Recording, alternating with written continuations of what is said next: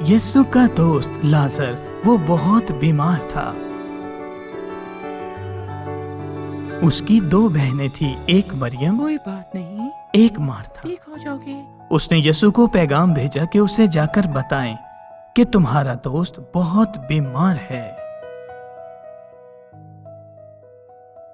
आ जाओ। यीशु बहुत परेशान हुआ और उसने कहा, लाजर बीमारी की वजह से नहीं मरेगा, नहीं, बल्कि ये खुदा के जलाल के लिए हुआ है। ओ क्या?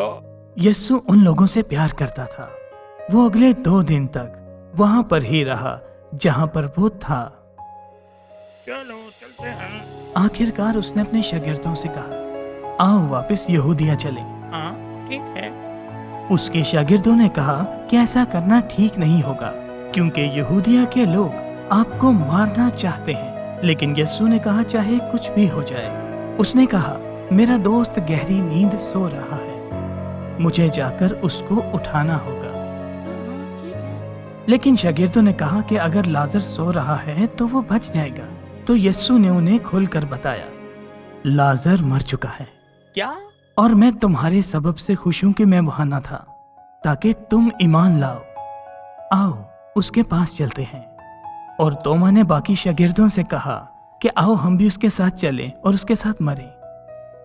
जब यीशु बैतनिया में पहुंचा तो उसको पता चला कि लाजर को मरे हुए तकरीबन 4 दिन हो गए हैं, और बहुत से यहूदी मरियम और मार्था को उसके भाई की मौत की तसल्ली दे रहे थे।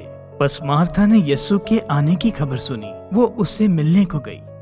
मार्था ने यीशु से कहा, ऐ खुदावंद, अगर तू यहाँ मौजूद होता तो मेरा भाई हरगिज न मरता, और मैं ये भी जानती हूँ कि जो कुछ तू खुदा से मांगता है वो तुझे देगा। यीशु ने उससे कहा, तेरा भाई फिर जी उठेगा। मार्था ने कहा, हाँ खुदावंद, मैं जानती हूँ कि कयामत के दिन वो जी उठेगा। यीशु ने उससे कहा, कयामत और जिंदगी तो मैं हूँ, जो मुझ पर ईमान रखता है को मर भी जाए तो भी जिंदा रहेगा। क्या तू ईमान रखती है? हाँ खुदावंद, उसने उससे कहा, मैं ईमान ला चुकी हूँ कि तू मसीहा है, खुदा का बेटा। फिर वो मरियम के पास वापस आई और उसे बताया कि उस्ताद यहाँ मौजूद है और वो तुमसे मिलना चाहता है। तब मरियम यीशु को जल्दी से मिलने गई। जो लोग मरियम के साथ उसके घर में उसको तसल्ली दे रहे थे, वो मरियम को इस तरह देख रहे थे। वो समझे कि वो लाजर की कब्र पर रोने जा रही है। आओ हम भी चलते हैं। तो वो भी उसके पीछे चले गए। मरियम यीशु के पास पहुंची और उससे कहने लगी, ऐ खुदावंद, अगर तू यहाँ पर मौजूद होता तो मेरा भाई हरगिज ना मरता। जब यीशु ने उन्हें रोते देखा और दूसरे खड़े लोगों को भी, तो दिल ही दिल में नहायत रंजीदा हुआ। तुमने उसे कहाँ दफनाया है? उसने उनसे कहा। उसने कहा, खुदावंद, आए और देख लें।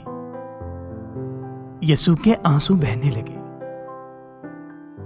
पास खड़े हुए लोग कहने लगे, देखो वो उसको कितना अजीज था।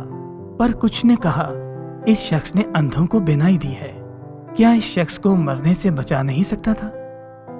यीशु अपने दिल में रंजीदा होकर कब्र पर गया। यीशु ने उनको कहा, पत्थर को हटा दो। नहीं खुदावंद। मार्था ने यह करने से मना किया। खुदावंद, उसको तो मरे हुए 4 दिन हो गए हैं, उसमें तो बदबू आ रही होगी। यीशु ने उसको कहा कि मैंने तुझसे कहा था कि अगर तू ईमान लाएगी तो खुदा के जलाल को देखेगी। हटाओ। बस उन्होंने उस पत्थर को हटाया। तब यीशु ने कहा, खुदा, मैं तेरा शुक्र करता हूँ कि तूने मेरी सुन ली। मुझे तो मालूम है कि तू हमेशा मेरी सुनता है, मगर ये लोग जो मेरे आसपास खड़े हैं, उनका ईमान है कि तूने मुझे भेजा है। तब यीशु ने चिल्ला कर कहा, लाजर बाहर आ जा। और लाजर बाहर आ गया।